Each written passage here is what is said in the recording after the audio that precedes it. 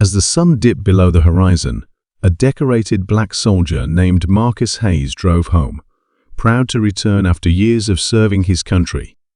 But what should have been a quiet evening quickly turned into a nightmare when flashing red and blue lights appeared in his rearview mirror. The officer who pulled him over, known for his corrupt tactics, claimed to find illegal drugs in Marcus's car. Confused and terrified, Marcus knew he had been set up. This wasn't just a false accusation. It was an attack on his character, his honor, and everything he stood for. What followed was a battle for justice that exposed a shocking truth, turning a moment of despair into a powerful fight for redemption.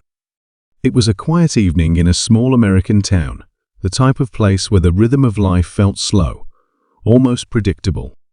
The town's streets were nearly deserted, except for a lone car making its way down the road.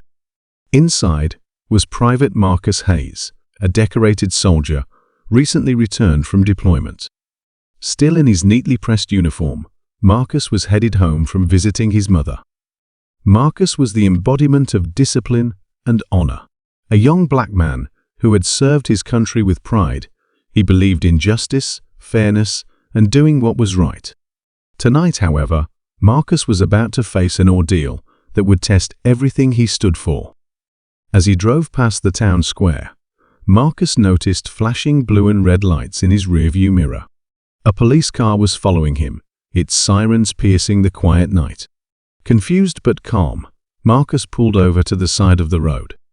Stepping out of the cruiser was Officer Brian Mitchell, a veteran of the police force with a reputation for his aggressive tactics. Marcus rolled down his window, keeping his hands visible on the steering wheel as he had been taught. "License and registration," Officer Mitchell demanded, his tone curt. "Yes, sir," Marcus replied, reaching slowly into his glove compartment.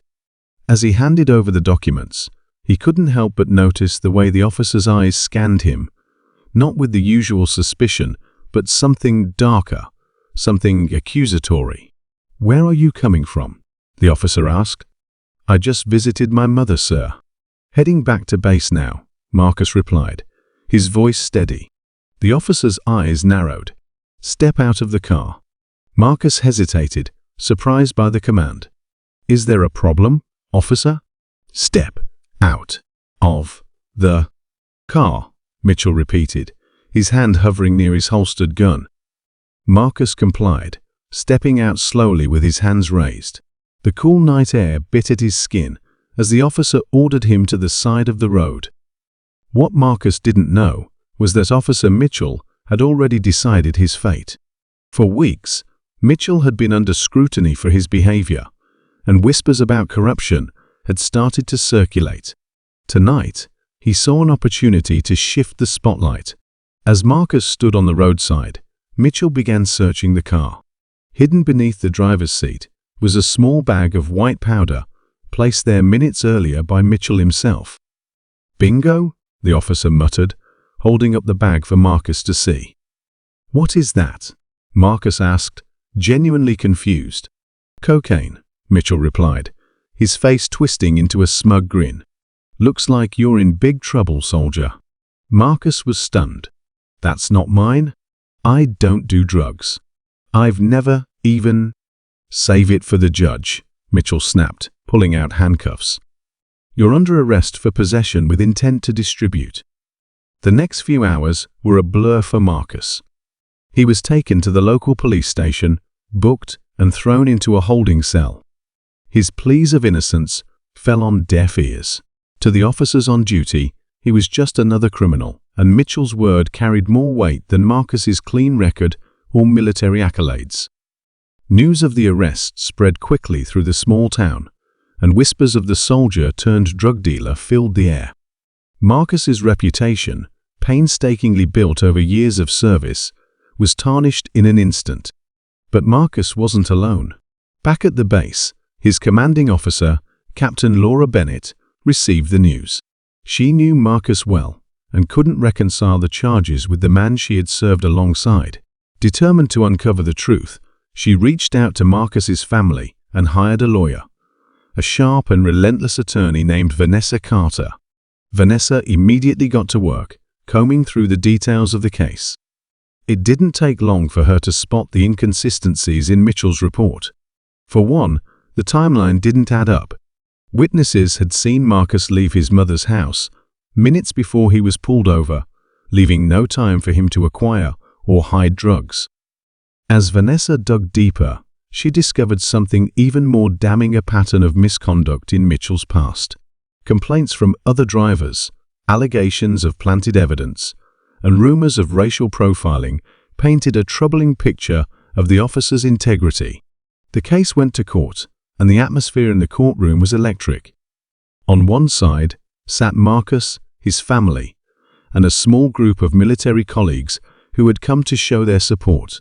On the other side was Officer Mitchell, flanked by his superiors and legal counsel.